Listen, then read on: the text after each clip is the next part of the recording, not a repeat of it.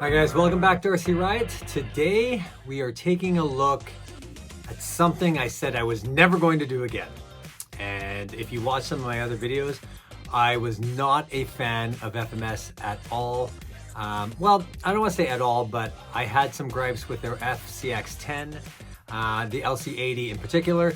I love the look of that vehicle. I thought it was phenomenal, but I had so many issues with it. It kept breaking. The axles in particular kept breaking, and I just felt like it wasn't very robust, and it just was not a very strong crawler. But I love the look of it. In the end, I ended up swapping out some of the axles for, I guess they were the upgraded version for the Pro version, and they seem to be, like, knock on wood, they seem to be going strong. I also swapped out the motor for a 1200 kV Fusion from Hobbywing, and it was fantastic. But I also tried in a bunch of other motors and it just kept burning out. The gearing was too high, and I wasn't a huge fan of it, and I swore I would never buy another FMS again.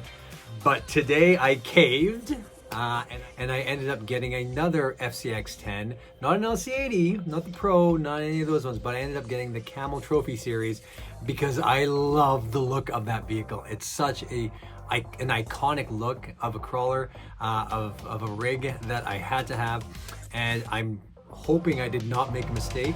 Let's see what we got.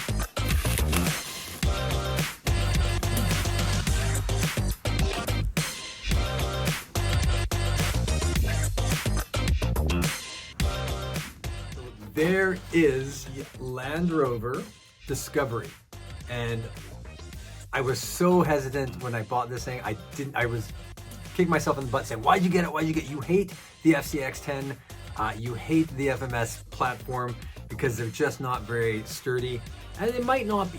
And it might not be a very strong vehicle, but look at this thing. It's so good looking. It is so beautiful that I had to have it, and I said, you know what? I am going to get it. I know it'll probably break. I know it's probably going to let me down. I know it's probably not going to be the best rig out there, but I had to. Let's take another look at this thing. Oh, look at that. It is so gorgeous. And it's so much bigger than the regular 1 to 10 scales, and that's what I wanted. I want something not quite 1.7, not quite 1.8, but this is just a little bit bigger than the 1 to 10, and I love the look of it. I'm actually not having as much buyer's remorse as I thought I was gonna have. I do love this vehicle. I do want to change the driver because it's the same as the LC80. But you know what? What I've learned from driving my FCX10 LC80 is that, number one, you have to recognize the limitations of this chassis. It's not meant to go over hardcore rocks. The axles, you have to change the steering angle. You can't make it as wide. You got to narrow it down. What else do you have to do with this thing? You have to see where you're going. It's basically a trail truck. If you keep it on the trails and you keep it on, moderate inclines and moderate rocky surfaces, I think it'll be fine. I'm going to test out that theory. I'm not going to put it through as much abuse as I did my LC80 or my other rigs.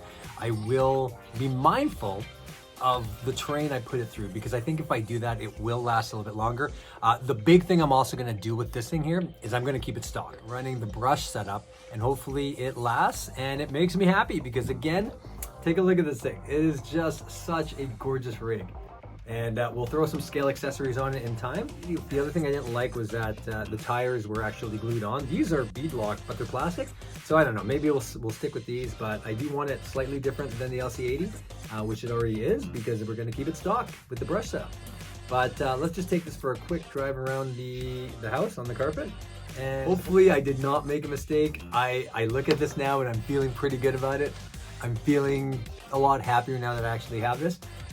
But let's just, hopefully this revitalizes my faith in FMS and I didn't make a mistake. I hope I didn't make a mistake. All right, let's see how it goes, and yeah, hopefully I fall in love with FMS all over again.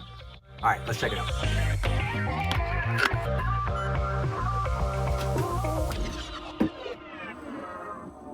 So what I remember about this thing, it's super quiet.